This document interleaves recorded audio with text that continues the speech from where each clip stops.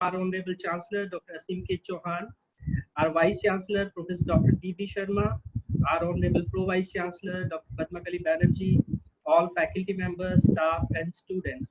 I extend a very warm welcome to Dr. Samir Malhotra on this platform, on this session, Mental Wellbeing in the Time of COVID-19. This unprecedented time of COVID-19 has created a lot of uncertainty around the world, where the environment is such that it is putting a lot of pressure, lot of fear, worry, stress, anxiety among people, where people are not only they not only have a fear of getting infected from the virus, but also there are many issues associated with this pandemic which nobody has thought of earlier.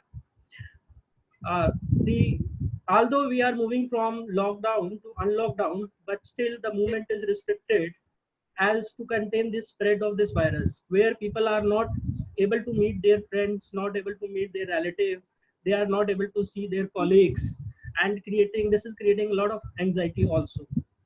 Work from home has become a norms now. Although the people are working from home, but this working from home is also putting a lot of pressure in terms of extending working hours and making it difficult to make a balance between work and home. The another issue I see is a slowdown in economic and business activity, which is creating a fear in the mind of people of temporary unemployment. And so this fear has also increasing pressure on mind, pressure of performance in job. There are already salary cuts.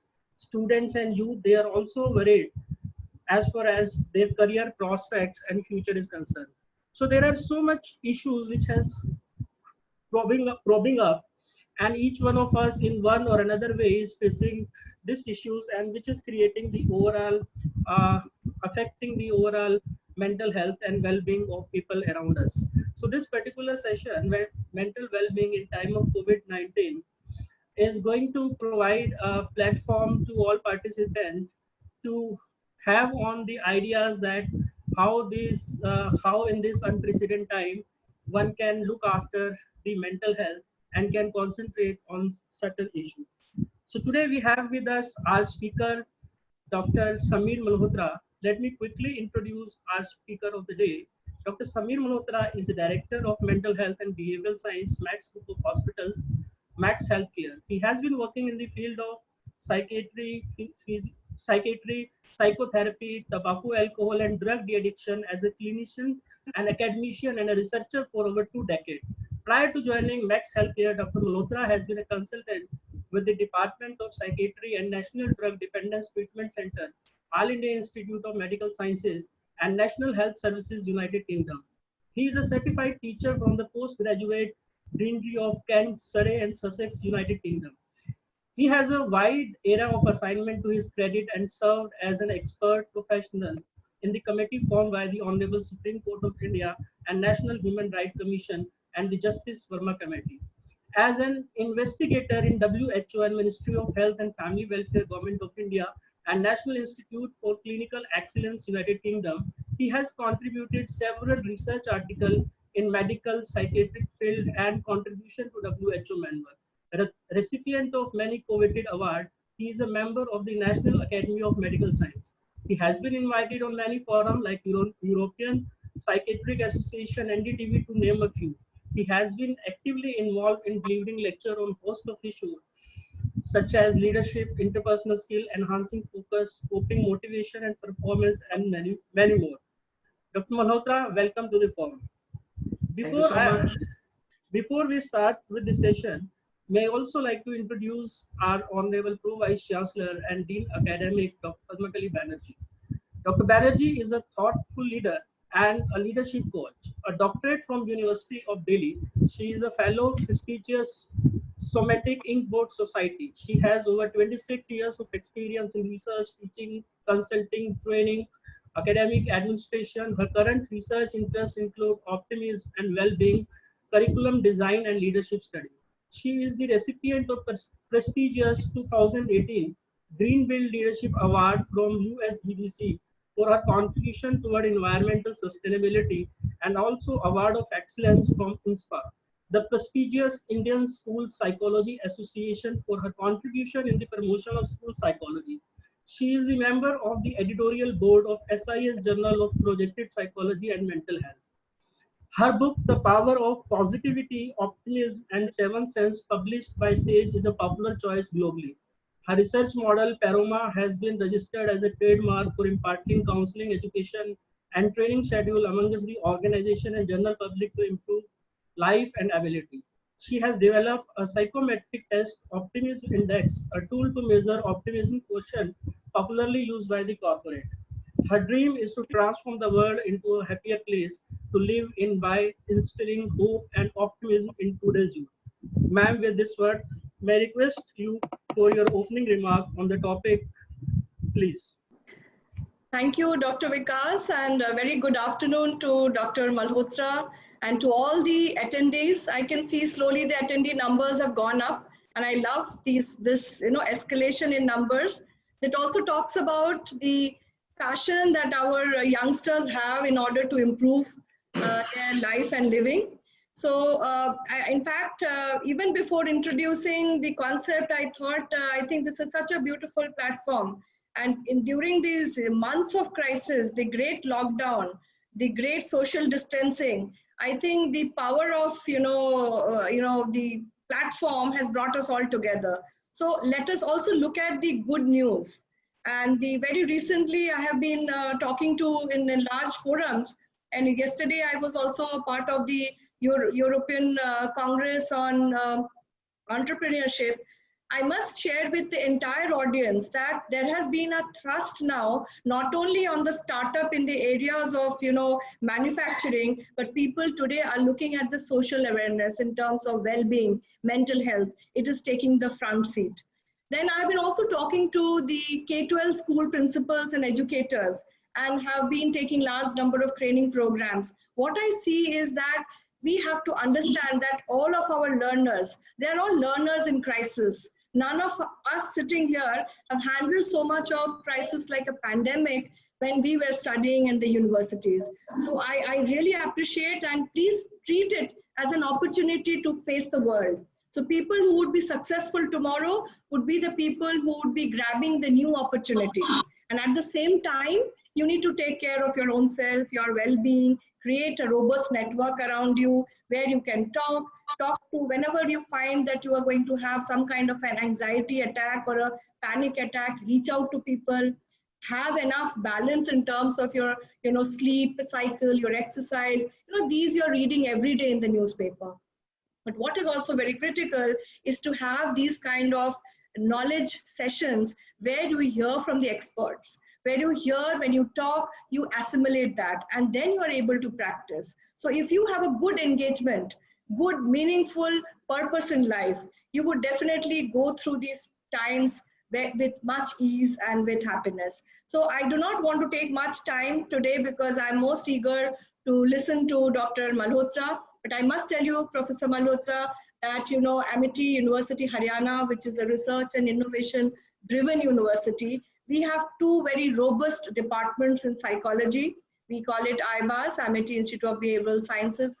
And we also have Amity Institute of Clinical Science Psychology, where we offer MPhil in clinical psychology. And large number of my, maybe some of the participants today are attending. And I must tell you, our programs are really sought after. Dr. Vikas Madhukar, who is also a director admissions, will tell you, we have large number of applications coming for admissions. So we'll be very happy that how Dr. Malhotra, who has great background, and I know him professionally, that he's doing great work, and this is nothing but his passion and commitment to the field of psychiatry and psychology that he has come to interact with the students of Amity University. And Dr. Adish Nair and Dr. Vikas Sharma, who is not here in the panel, but they are handling the two departments in psychology. Hopefully sometime we will get an opportunity to take you to interact with them in larger scale. So great, and I feel so happy for the school, Amity Business School. Our students are so smart, they have done great work. And I don't want to mention a few students because I can see updates coming regularly. They are connecting with, the rural market, the community around us. they are doing lot of social awareness programs where they're able to create that, understanding. So with these words, I really appreciate your time with us. Very important, valuable time with us. So best wishes to everybody who is attending. Thank you very much. Thank you, ma'am. Thank you for your great words. Over to you, Dr. Malhotra. First of all, I'll begin with a big thanks for having me here and giving me this opportunity to interact with young minds. And it's a learning experience. Each time that I enter into any such domain, any such platform, I feel it's a two-way learning. So I take home certain lessons, and it's quite a mutual understanding and learning process, which I think is very important in any process of growth and development. Thank you so much, Dr. Banerjee. It's been long. We always wanted to connect, and perhaps this webinar has provided us with a platform. Thank you, Dr. Madhukar, for providing this opportunity, and thank you, Dr. Ranjana, for making it possible. I would also like to thank the Max team who've been working in the backdrop to perhaps make this program possible for us. With those little comments, I begin on this topic. You've already set the ball rolling, Dr. Banerjee. So taking up from where you left is about mental health. We talk about mental health, but it's very important for us to understand what does this mentum, what does this mind include? So if we look into the mental health perspectives, we basically are looking into concepts of thought, we are looking into emotions, we are looking into human behavior, we are looking into perception, what we perceive. We watch the magicians play with our perception.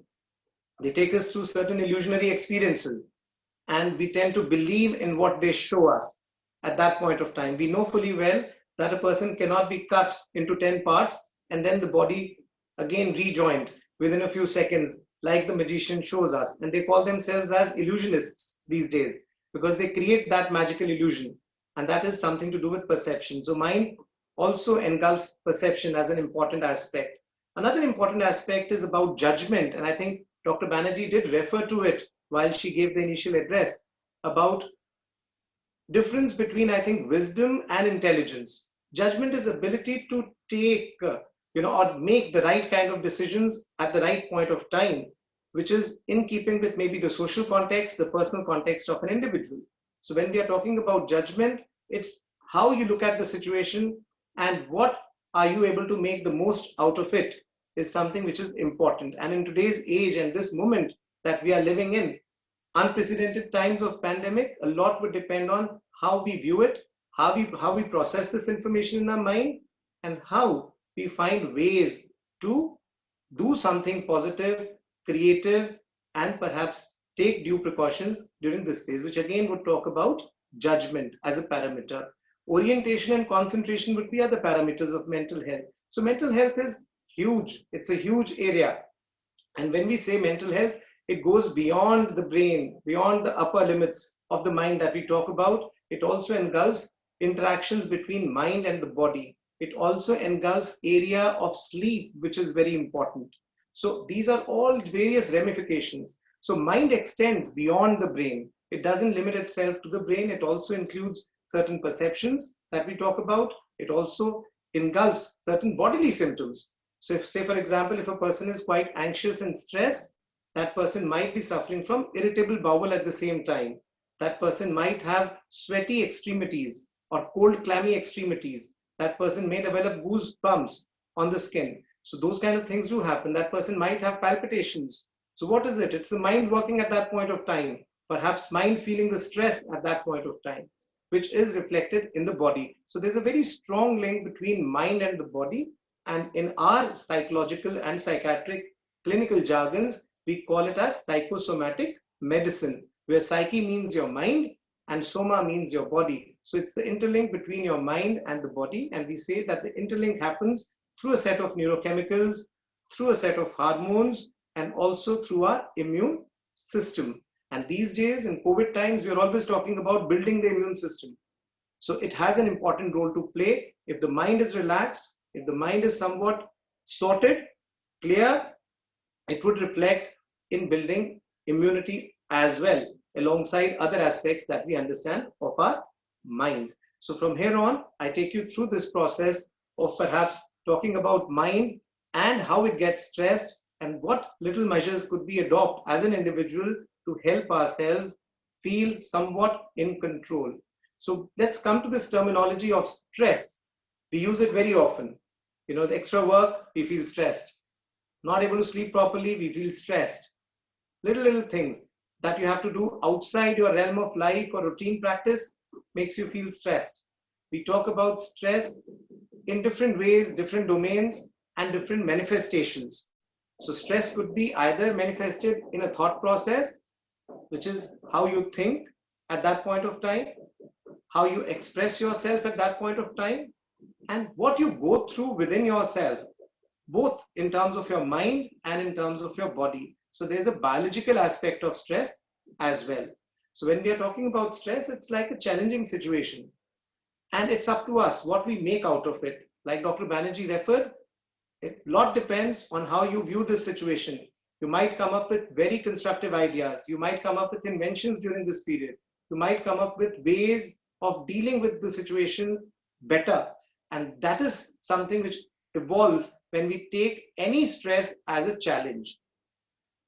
Two ways of looking at it. Either you make it in a positive way, or you start thinking about how stressed you are. It's very difficult. The situation is very, very gloomy. It's a pandemic, unprecedented. We keep on hearing the news. We keep on seeing all the negatives which are coming up with regards to COVID. There are many kind of fake news also which are on WhatsApp groups, and we tend to just kind of blow things out of proportion in our mind at times, not realizing that we are making our abilities and our coping abilities limited at that point of time, and we are exaggerating the situation beyond its own magnitude. So it's not just a physical pandemic that we are facing in terms of the infection. We are also simultaneously facing the way people are reacting, looking at it, and perhaps absorbing that information. So there's a parallel mental pandemic going on across the world. When you see and hear these news of the biggest of economies finding it very hard, when you hear these news of the best of medical facilities faltering, I mean, there are many skeptical thoughts which do happen in our head, which is quite natural at that point of time, but that takes you through a downward spiral. Which brings me to another area of mind health, which is to do with your own concept of self, your concept of viewing the situation as factually correct as possible, your ability to process information in your mind to its relevant level, not going into the irrelevant, intricate, unnecessary details, and being able to find a solution-based approach rather than just thinking about the problem and magnifying it beyond proportions of control. What helps you in terms of stress management is the ability to control a little bit.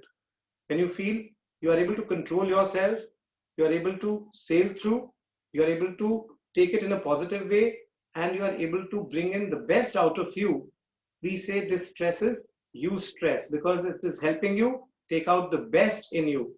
It is helping you reach your optimum potential, both in terms of your abilities to think, rationalize, emote, and resolve. So those are areas which are considered to be good, and they help you improve your own self, develop your own coping abilities. But then there's a point where you feel you cannot take it anymore.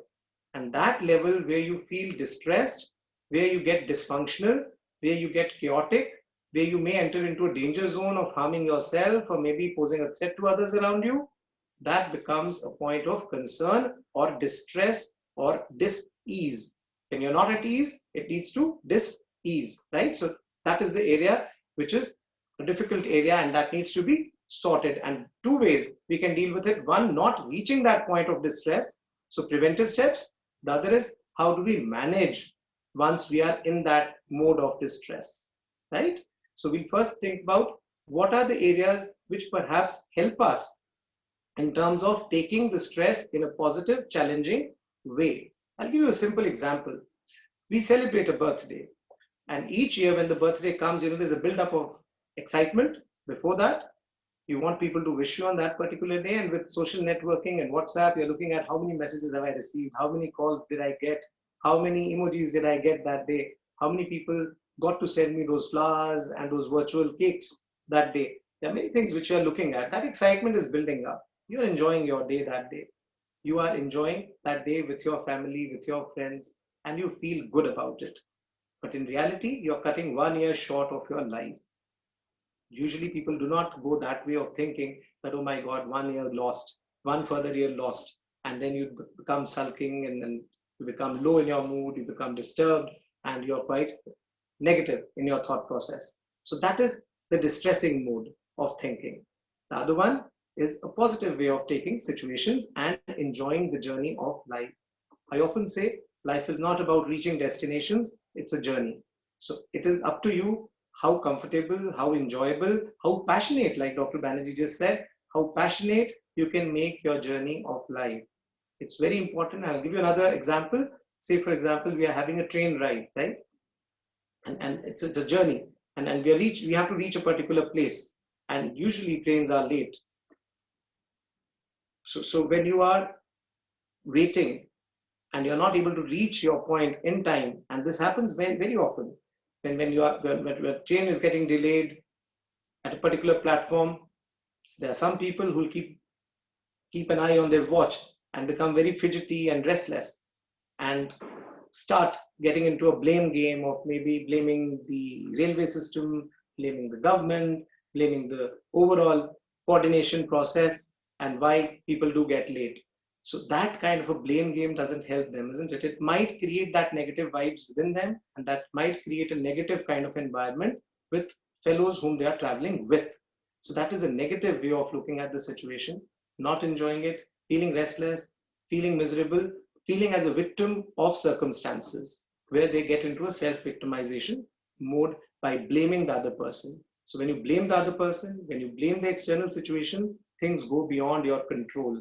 And when you start losing control, you start feeling low, you start feeling helpless, you start feeling frustrated, irritable, angry. So all set of negative emotions prop up in your mind. That's the power of thinking. That's the power of dealing with situations.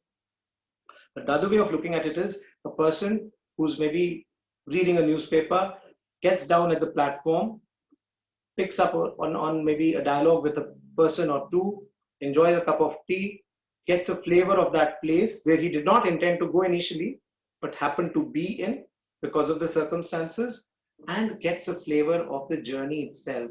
This kind of a person would also like to interact with people around and get to know more about them and make this journey pleasant, enjoyable, wherein the time has been filled in with things which are positive, which are constructive, and things which are in his or her own control. So here, this person has tried to cope with that stress in a positive way, in an adaptive way, which we call as adaptive coping. And I think life is just like that. It's like a train journey, and wherein it's up to you how you enjoy the process. We never expected pandemic to happen, but now that it has happened, there are certain things which are in our control. Rather than blaming the government, rather than blaming the systems, rather than blaming the medical authorities, rather than getting too much into those trivial details which are not our domain of expertise, we should rather look at things that we can control, we can sort out for ourselves. And the very important thing, like I said, in mental health is your sleep. So make sure that you are sleeping in time, because now there is less of a structure to a day. Earlier, we had to rush to our colleges, rush to our workplace in the morning. Now, most of the people are homebound and they're working from home or they're attending online classes. So make sure that you have ample sleep at night, because sleep plays a restorative function. It helps in rejuvenation. It helps in churning unnecessary information out of your system. It helps in building your immune system. So sleep is very important. And what people have known is that the best sleep happens from 11 to about 6 or 7 o'clock in the morning. So the first sleep tide comes at about 11 o'clock at night, because that's the time when hypothalamus, sitting here in the brain, is responsible for stimulating the pineal gland to release melatonin. Melatonin is one such substance which helps in inducing sleep. And it is very important for us to kind of make sure that we ride the first sleep tide, because if we miss on the first sleep tide, then the next significant release of melatonin happens around 3 or 4 o'clock in the wee hours of the morning, I would say. So that's That's the kind of second sleep tide which a person should try to avoid. We should catch the first sleep tide. That is the reason why most of the accidents on road happen between 3 and 4 o'clock around that time, because people are feeling very drowsy at the time when they are driving simultaneously. So very important that we follow the rhythm of the body. Hypothalamus is also one area of the brain which is responsible for thermoregulation. That means it controls your body temperature. It is also very important to control your emotions. So the emotional system, or we call it as a limbic system of the brain, also has hypothalamus as an important player. And hypothalamus is also very important as a biological clock. So people, when they travel time zones, they feel jet lagged. This happens because of the phase delay or phase advance in their sleep patterns, which happens because of, again, the hypothalamus. So we should follow the biological rhythm of the body. It is very important to follow this biological rhythm, and this biological rhythm has to be in sync with the environmental rhythm. Let me give you an example. It's like if you're listening to a beautiful piece of music, wonderful piece of music, there are different kinds of orchestra, different instruments which are playing at that point of time, and these instruments have to be in sync at the same wavelength with each other. वो तालमेल होना चाहिए. अगर एक साज भी गलत बजता है बीच में, if any tune goes out of the normal flow, it creates a kind of noise which goes beyond the beauty and the wonder created by the music or that piece of music. So very important, we have to understand that our brain also has certain set of neurochemicals. All these neurochemicals are so very closely intertwined and interrelated that if we play with one and we increase one beyond proportions, it can have a disturbing effect on the rest, and it creates a very difficult environment inside us. And if there's a difficult environment inside us, it leads to a difficult interaction, different kinds of behaviors, and overall it leads to decrease in our health potential or abilities. So very important that we understand the relevance of the mind. Very important that we understand the relevance of self-discipline. Self-discipline would mean follow the environmental and biological rhythm. Don't go against the tide all the time. Because these days with technology and all those things, technology has great advantage. That is the reason why we are able to connect also today. We are able to meet on this platform. So thanks to technology. But at the same time, excessive use. Many times we go to bed with mobile phones in hand, and we tend to kind of surf areas which are not even required to be surfed. And we tend to lose a lot of our sleep because of this. Although we do sleep late, we then tend to get up late. Maybe we don't feel that fresh in the morning. Our eyes are aching. At times our neck is aching. There's a bad posture that we adopt many a times. So all those things stand in the way of good mental health.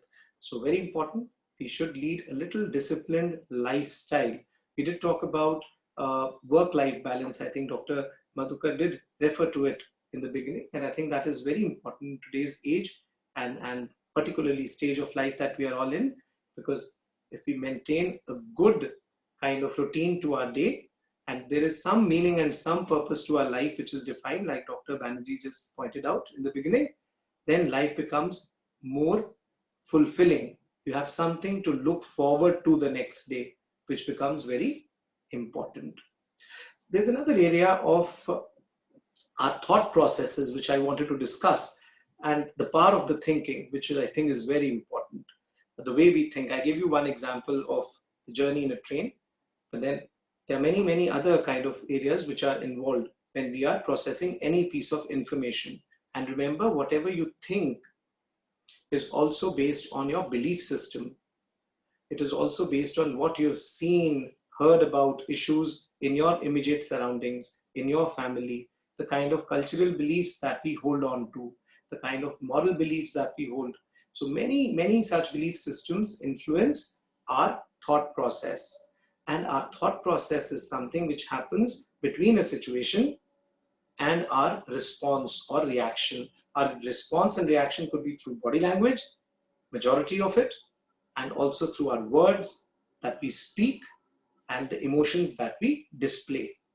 So in between those emotional responses or behavioral responses and the situation, for a fraction of a second, we have certain thoughts which run through our head. Now, it depends on those thoughts more than the situation as to how we are going to deal with this situation and behave or emote. So always remember there's a small link, and this link is very important. It's a very strong link between the emotions and our situations. So rather than jumping on to finding flaws in the situations, we should look at what we can do to counter the negative thoughts which are cropping up. So many cognitive behaviorists who worked across the world have narrowed down certain kinds of cognitive distortions. Distortion means a bad way of thinking. Cognitive distortion is a bad way of thinking or a negative thought process. So those themes they've been able to identify. I'll give you examples. It's like minimization is one, where you minimize your ability to deal with the situation. The other one is magnification. Magnification would mean you magnify the situation beyond proportions, and you feel that now it has become so difficult to handle it. So that situation becomes unsurmountable and very, very difficult. The third one is labeling. We are very quick to judge. We are very quick to react. And when we become judgmental and too judgmental, we are not able to get the factually correct information, and we don't give enough time to our brain or our mind to process that information to the advantage of ourselves, our family, and the society at large. So it is important for us to not put in a label there and then and not jump to conclusions. The other one is selective abstraction, where you selectively abstract something negative and you overgeneralize it and blow it out of proportions. So when we do that, we use selective abstraction and overgeneralization simultaneously. So these are the cognitive distortions which are quite common: minimization, magnification, dichotomous thinking, overgeneralization, selective abstraction, labeling. And we should try and avoid these kind of cognitive distortions. They would happen. It's quite natural to have those kind of thoughts because they also serve a self-protective function at times. So whenever we are facing an imminent threat or a potential threat, the negative kind of thoughts make you aware, alert. So your HPA axis, which we call as hypothalamo, pituitary, and adrenal axis, becomes active for you to create a fight or a flight response to save yourself. So it's like a survival instinct, nothing bad. But so long as you need to evaluate the situation, that it is really a fight and flight situation, or can we do something better without harming ourselves and without harming the environment? Can we find a solution to this problem? And that approach, shifting from problem, from external factors, to perhaps a problem-solving approach, to solutions, and what you could do at your level without the need to externalize blame and finding blame in others. That's the kind of role that your mind can play, and that's the kind of power of positive thinking and the ability to release that stress and cope with the same situation in a better way. So always remember the power of thinking.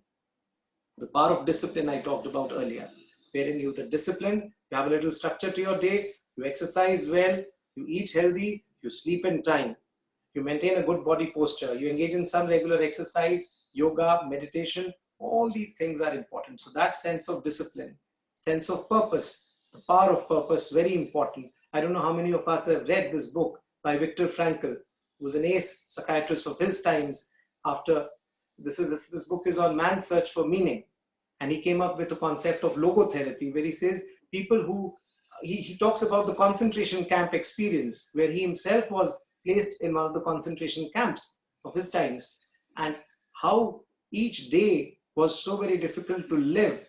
But what he found was people who survived that horrific episode or period were the ones who had even a little purpose defined in their life, so small as having a cup of coffee once they return back home with their family members. So keep that hope, keep that optimism always alive. Faith, hope, optimism are great healers and great friends, and their company should never be lost. Then we have the power of judgment, which is very important, taking the wise decisions. People may be very intelligent. They might have a great IQ, but they might falter when it comes to social quotient. They might falter when it comes to emotional quotient.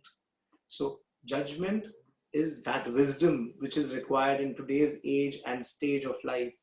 So we have ample technological knowledge, but how to use it wisely, how to use it to the advantage and mutual benefit, not only of yourself, your family, but also of the society that we live in, wherein we can perhaps use the same technology for good rather than for harm.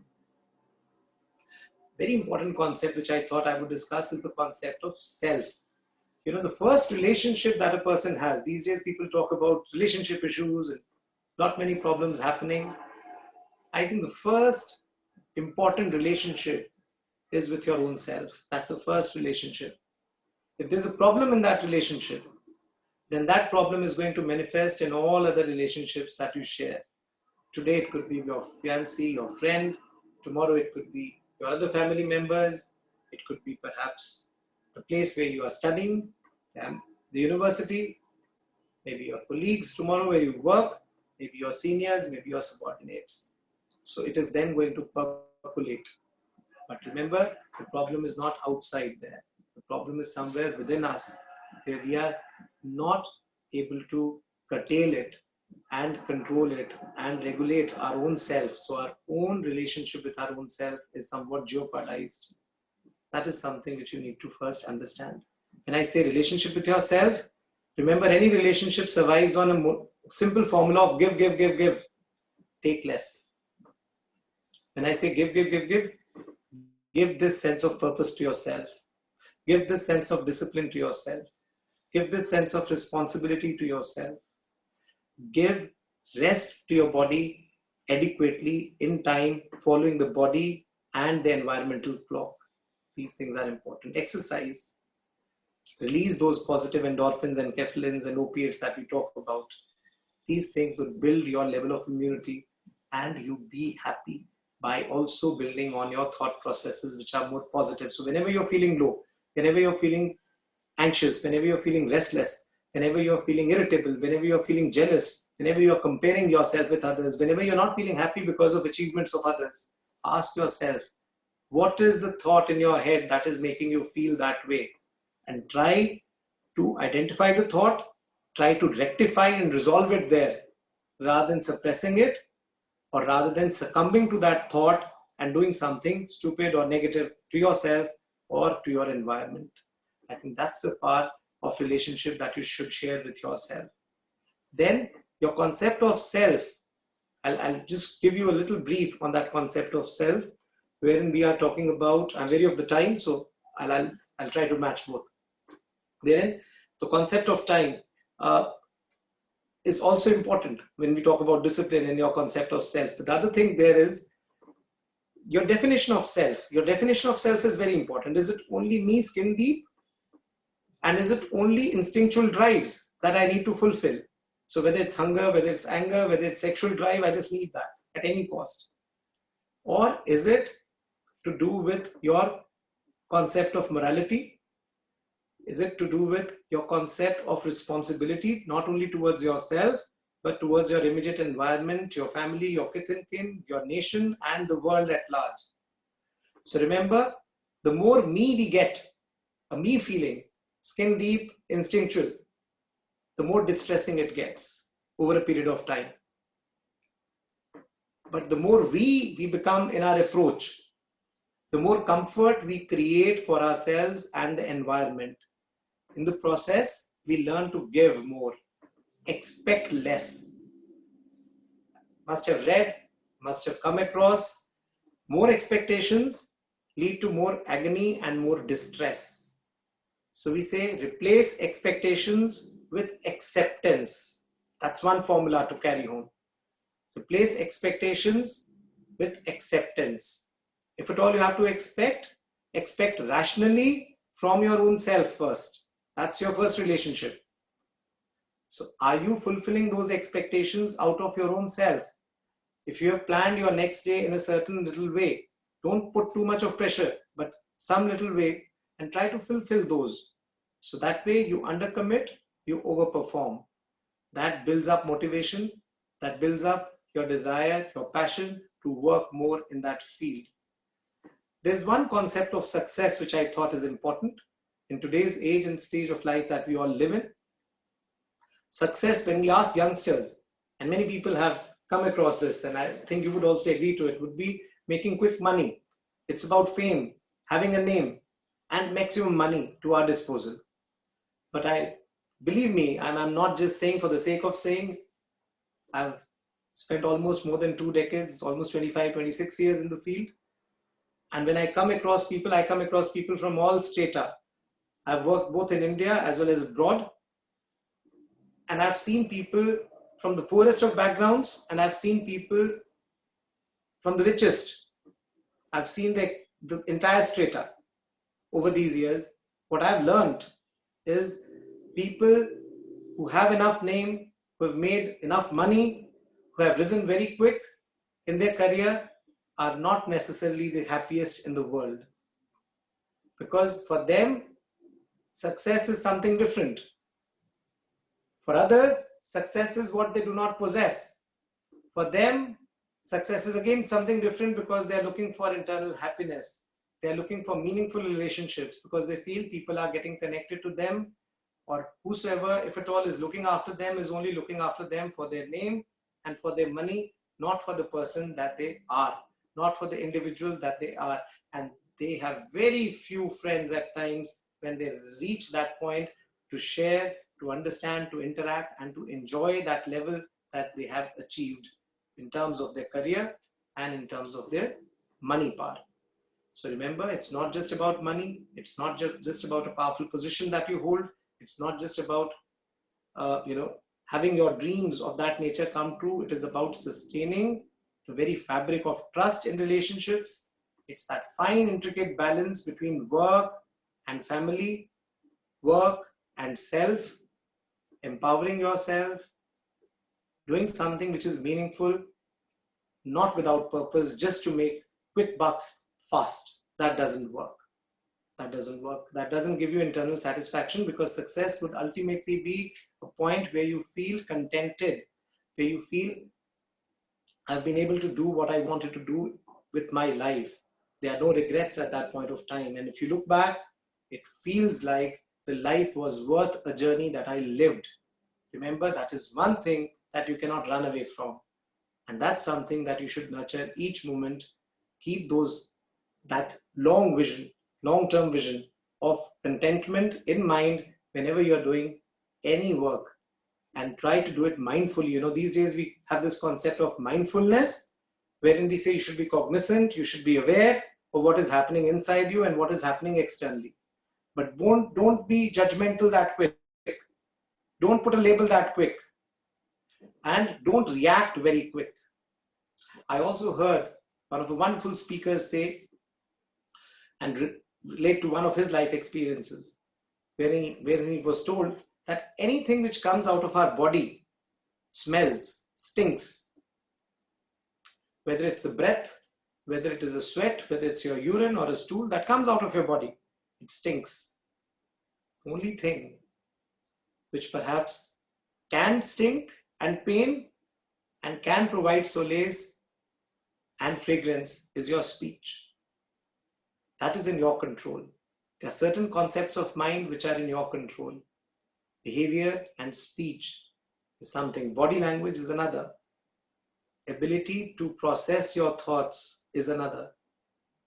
Hold on, understand the situation, look at it holistically, weigh pros and cons, maintain a clear mindset so that you remain sorted at that point of time to be able to resolve that conflict zone. Coming to the COVID experience and the time, very shortly in 2-3 minutes, I would like to wind it up and then open it for questions coming from your end, I think, which is very important, is how we look at this COVID situation. There are many positives which are happening simultaneously. There are certain negatives which surely are happening, are being addressed to by the medical fraternity as much as they can. So when we look at the positive aspects, people have more time to themselves. When they have more time to themselves, they can utilize it in the way they want it to, For so many years, they were in this rat race, not getting enough time to sit and pursue some hobby, some passion, or do their work with passion. Because there was this maddening race, there was so much of time spent in commuting, and you would end up feeling exhausted by the end of the day. Now you have enough time, so you can make the most of it. Then people were not able to connect to their family and friends that well. You have ample time to connect to your family and friends now. But when we get to see each other too much at home, and we are unnecessarily intruding into the territories of others, and we are being critical in our comments, we are being less mindful, more judgmental, more expressive, and more reactive to situations in a critical and hostile way, then the same atmosphere can become pathetic and painful and disastrous. So what you have in your hand is not the situation, but how you process your thought process, how you use your wisdom, and how you do and deal with the situation mindfully. That becomes very important at that time. Sense of self-discipline, you could always regulate your sleep-wake cycle. You're not being told when to sleep, when to get up. It's now in your hands. We've discussed the scientific aspects. Make sure you follow your body clock. There might be an argument from the other end saying, but my body clock works the other way around. That is something that you have conditioned it to. You need to now recondition it to the environmental clock, because we are all receptive and expressive individuals, and it's a two-way relationship with the environment. We can't do without the environment, right? So our hypothalamus needs to get its due rest and its due importance for it to regulate our emotions and our thought processes in a better way. So with those little comments, I would say let's open it for discussion, for comments, your end. I just couldn't touch upon certain areas of mental illness and disease. Maybe through the question answer session, I would try to talk about those. It's important to identify persons with depression, with anxiety disorders. If you, your family, anybody is suffering from, not to make fun of it, not to stigmatize it, but to understand that any one of us can be affected with psychiatric ailments, just like any one of us can be affected with a physical ailment. And rather than putting the blame on that person, or rather than making that person a laughing stock, we need to understand that that person needs a confidential approach, an empathic approach at that point of time, and a timely medical and psychological intervention, so that we are able to help that person out of the situation that a person has landed himself or herself in. And remember, since I'm not immune, my family is not immune, nobody in the world is immune, then we have to have that eye of empathy. It's not that I can never be involved, I can never be harmed psychologically, any one of us, because we're all very vulnerable when it comes to the mind. Rather, mind vulnerabilities create more disastrous effects versus a physical disability, right? So we need to focus on our mental health, because it should get its due importance. Brain is placed on the top. Most of it is regulated by the brain, and then its ramifications. Thank you so much.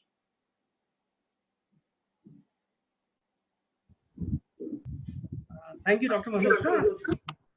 Thank you, Dr. Malhotra. Although you have very well explained and briefed the all-important aspect pertaining to the topic, however, there are few questions I can see in Q&A and chat box. So allow me to quickly take few of them. Sure. Yeah, there's a one question. Is by Dr. Sharma from the business school. He has written, how to avoid overthinking as it affects the sleeping pattern. Suggest some technique other than meditation. Other than meditation, okay. Other than meditation. Okay. See, what happens is when we retire to bed for sleeping, then it's towards the fag end of the day. And there are many things which happen in the day, which we tend to recollect and recall at that point of time. It's very natural. One thing that I would suggest is never ever try to stop the thought patterns. It's like pressing a spring. You press a spring hard, it props up, right? So if I tell you not to think about a red colored flower, the first thing that comes to your mind is a red colored flower, because our mind is trained into do's. It is not trained into do nots. So if I say, do not park your car here, the first thought and the image that you create in your head is parking the car there, and then you put a cross on top of it. So when we look into the concepts of NLP or neuro-linguistic programming, we say mind is trained into do's. It's not trained into do nots. So the more you want those thoughts to go away, at times they prop up. The only way of sorting them out somewhat would be by fixing a time which is defined as a bedtime. Now I'm going to retire to bed at this hour. I'm going to be up at about at this hour in the morning, irrespective of whether I was able to sleep or not sleep. Because many times people want to chase sleep and it becomes like a mirage. The more you chase it, the more elusive it gets, the more difficult it gets, and more worry about not being able to sleep. And that worry stimulates your system and sympathetic overtone, which leads to more thought processes, more worries, more ruminations, like we say, one thought linked to another. It's like a never-ending chain of thoughts, which leads to more distress and not being able to sleep. So you end up feeling mentally exhausted and tired. Other simple tips. One is fix a time. Bedtime is what I'm talking about. The second thing is use the bed only for sleeping. So do not do anything which is very stimulating in terms of maybe having a mobile in hand, going into certain areas which you are surfing. It stimulates the mind because you are giving a wrong signal to the hypothalamus. On one hand, the hypothalamus, the suprachiasmatic nucleus of the hypothalamus is stimulating the pineal gland to release melatonin. On the other hand, we are trying to make it wakeful. So we are basically coming in the way of normal flow of neurochemicals and hormones in the system at that point of time. So follow the body rhythm. So make it as comfortable as possible in bed. The third would be, there are some people who are not lactose. Most of the people are not lactose intolerant. So people who have no allergies to milk, there's no harm having a warm cup of milk before going to bed, because milk is a rich source of an amino acid tryptophan. That tryptophan gets converted into 5-hydroxytryptamine, which is serotonin. And that serotonin is something which is known to help in sleep. So that also helps. Then we say, do not drink coffee or any stimulating drink late in the evenings, because that can again stand in the way of your sleep. What I'm talking about is basically sleep hygiene tips. Then 3 or 4 days of regulated time in bed would make you more comfortable and conditioned in a way to sleep in that particular time frame. Avoid daytime naps. If there is some thought which lies unresolved, try to resolve it in the daytime. So just make a note of it, maybe in a register, in a copy. And you know what happens is, when we think we are exhausted with our thoughts, we feel there are innumerable thoughts in the brain. When we start enlisting them, you make a list of those, you'll be able to identify 3-4 key themes. And then those are themes which you need to perhaps address through action or through perhaps positive self-talks, right? So those are different ways. But then there are also people who are suffering from obsessive ruminations, wherein obsession is defined as any recurrent, intrusive, distressing thought which you know is absurd. You want to get rid of it, but you're not able to. If that is the condition, then that may also require mental treatment, psychiatric treatment, correct that particular thought from coming again and again in your mind. And the other thing would be, at times we use this thought stopping technique, wherein we tend to kind of give a painful stimulus, not very painful, but little painful stimulus when that thought is coming, which you don't want to come into your head. So what you are doing knowingly, unknowingly, is you create a kind of conditioning effect of that particular thought with a painful stimulus. And anything which is associated with pain tends to recede. So there are different ways of managing it. Physical exercise in the daytime, so that you feel physically exhausted. By the time you are in bed, then you sleep better. So that's the reason why laborers sleep better. And do not create a magnifying effect of those thoughts in your mind. Do not make a mountain out of the mole. So try to basically factually weigh pros and cons of any thought which is hitting you again and again, whether it is really worth considering or not. The other thing is a vacuum. When we have a vacuum in the mind, it tends to get filled up with too many thoughts at that point of time. But when your mind is engaged into something, actively engaged into something which is positive, which is constructive, then you are less likely to run through many thoughts.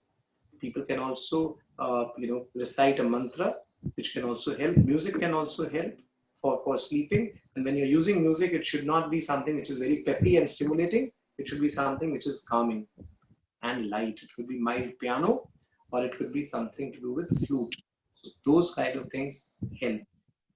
Otherwise, there are medications also which can be given for a short period of time. Yeah, yes, Dr. Malhotra, thank you. There is another question by Dr. Niti Chatterjee. She has written, is it possible to bring about a confluence between ambition, achievement, and peace of mind? Because when we try to get one, it normally comes at the cost of other. Okay, it's an interesting question.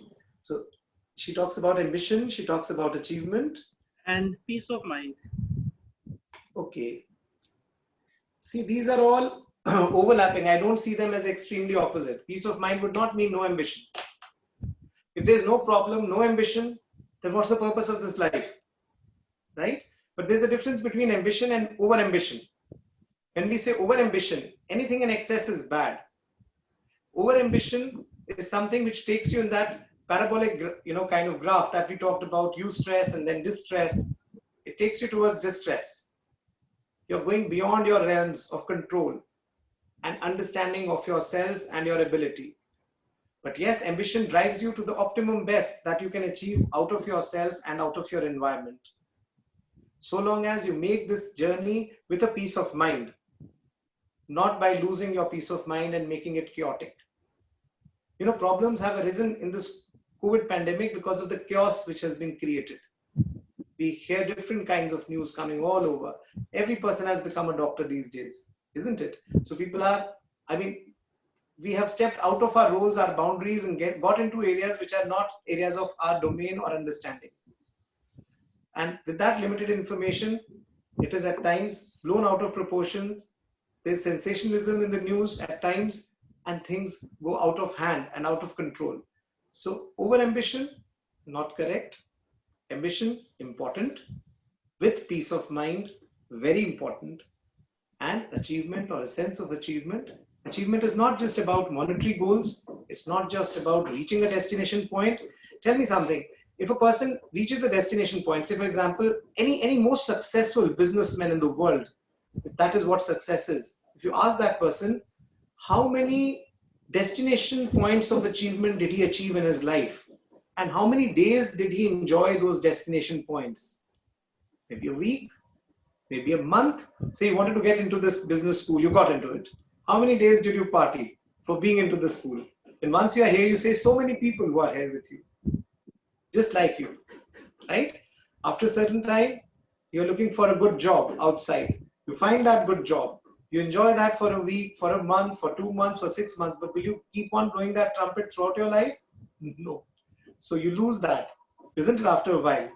So it is about constant issues coming up, looking forward, creating a meaning and purpose to whatever you have in your hand, right? Having some vision, some sense of direction. That is very, very important. So ambition with focus, with peace of mind, sense of direction, passion, and hard work, which makes you feel, yes, it's worth living it, is achievable. And that is what achievement would be.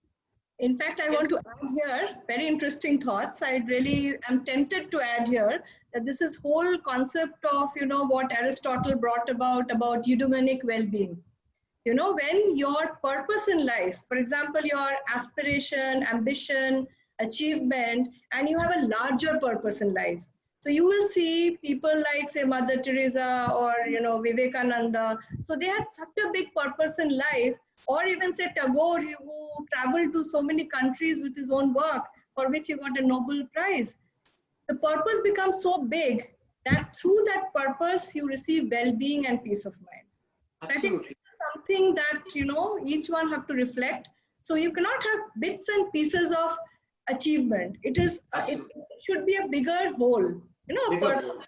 Yeah, where it itself starts giving you that happiness. Yes, and every time you're successful, So I think in some way you need to rephrase it. So more taking back to a larger purpose, then having those small mission which becomes your ambition and aspiration.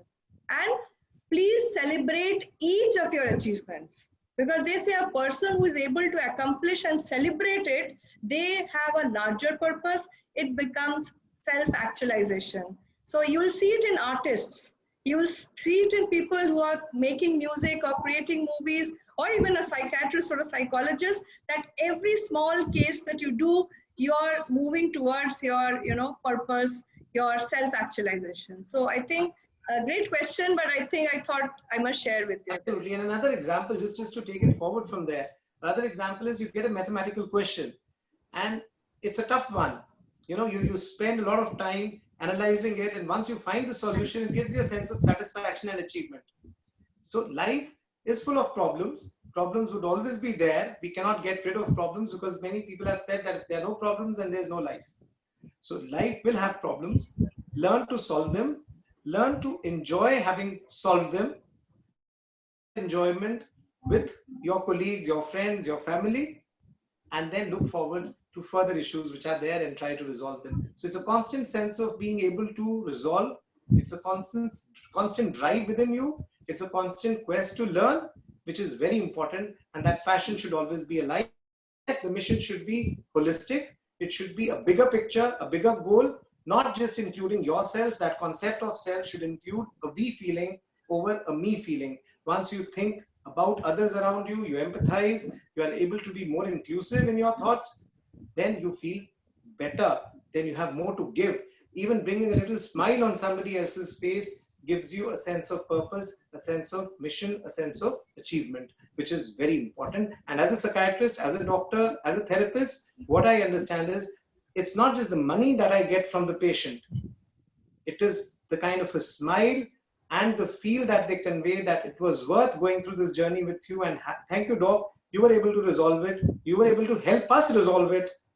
And we are able to now think much better. And had we come earlier, it would have been, we could have saved those 2 3 years. And I said, just forget about that. You have ample now time to score further. So don't you worry. And I think that gives you a sense of purpose, a sense of mission accomplished, that right, I took the right discipline. I took a discipline where I could help somebody and I'm doing it passionately. And I think that is more important. That keeps you alive. I can work wee hours, up to wee hours of the morning at times, but it's your passion that drives you to that level of work. Wherein the work doesn't bring in that stress. You start enjoying it because you're doing it as a sense of meditation, as a sense of self-regulation, as a sense of self-discipline, and as a sense of passion and purpose. Yes, absolutely. Dr. Malhotra, there are a lot of questions and it becomes difficult for me to pick which one to take because we have already 3:30, we've crossed 3:30, but I'll take last one question, which I think is important. This question has been asked by Mr. Ankur Gupta, who is handling our Corporate Resource Center, where he has written, my question is how one can maintain the balance of mental well-being in this time of pandemic, and how students from our business school who will be in the middle of starting their career may keep themselves motivated in the uncertain time and maintain their calm in anticipation of the rise of new hopes and possibility in coming days. So particularly this question has been asked from the student perspective. So what is your message for them? That is a very relevant question. I think one would be self-regulation and self-discipline, because this is a time when we have ample time to ourselves. It is up to us how we regulate it, how we use it. So you should structure your day to some extent. There should be some time set for going to bed, getting up in the morning. There should be some time set aside for exercise. There should be some time set for your assignments, for your self-study at this point of time, and create those ideas. Take some time out to create certain positive thoughts in your mind, wherein you define some purpose, some new ideas, something new that you can do to help yourself and others around. I think that also helps alongside. And if you have this little structure to your day, you feel more in control. Then follow all the due precautions which are being told to prevent the spread of the infection, which includes your hand hygiene, which includes wearing those masks. Don't go irresponsibly shopping in malls. This is something which is not recommended. Going to cinema halls or places where you have large number of people gathering unnecessarily. Maintain the social distance, which is very important because the transmission route is through droplets. That's something that we need to be aware of. This is unprecedented. It's a gray area and it's a very huge blank slate in your hands. A lot depends on how you fill this up at this point of time. Rather than just blaming the environment, blaming the infection, blaming the new lifestyle, we need to learn to live with this new lifestyle of ours, wherein we define more meaning, more purpose, and start enjoying within our home. Many times, this enjoyment was being defined over the last few years as going outside. So if you want to have fun, you have to go outside. You need to visit an adventure park. You need to go and watch a movie. You need to go to a restaurant. Now we have to define new ways of enjoying with family, with friends, through this technology at times, and perhaps also by self-regulation and a sense of self-discipline. Those are things which are important. In fact, Dr. Malhotra has made some very pertinent points in his talk in the last almost 45 minutes. He's talked about regulating your, not only your sleep cycle, but regulating your thoughts. So I think most of the questions I could quickly read. I must tell you that in times of crisis, we all get into that negative thinking, which is saying that you need to possibly sometimes physically stop by saying stop. Or similarly, what you can also do is we have a tendency to get into catastrophic thinking. So one negative thought makes you getting into that hole, that black hole, and you constantly get tied up with those thoughts. I think one has to avoid that catastrophic thinking, and more so for the youth of our nation, because this is the time to create. This is the time to make, new, you should be the agents of change. So specifically to the school, students of not only the business school, all our students of the university, one message is this is also a time to, co-create. And like Dr. Malhotra also spoke about, that you have more time in your disposal. So you're able to reflect about your life. You're able to make a right decision. Sometimes some people have changed their careers middle of their life, and they have done their undergraduation, and then they realize that, no, this is not for me. I want to get into another career. So these are the time for also reflection. So if you spend less time on only, getting into the news, what are the uncertain time, what is going to happen to the government policies, although we are very excited to see that we are moving into an, unlock period, but we know that unlock is really not going to be the freedom of the way we were having our lives. And I think all of the suggestions and information that has been shared by Dr. Malhotra are going to be extremely useful to all of us, very practical ideas. And within a short span of 1 hour, I was amazed that you often do not find a good mix of a psychiatrist and also a great, academician. So we found that in him. So extremely useful points, and most of his content, when I was looking at the questions, he has answered most of these questions.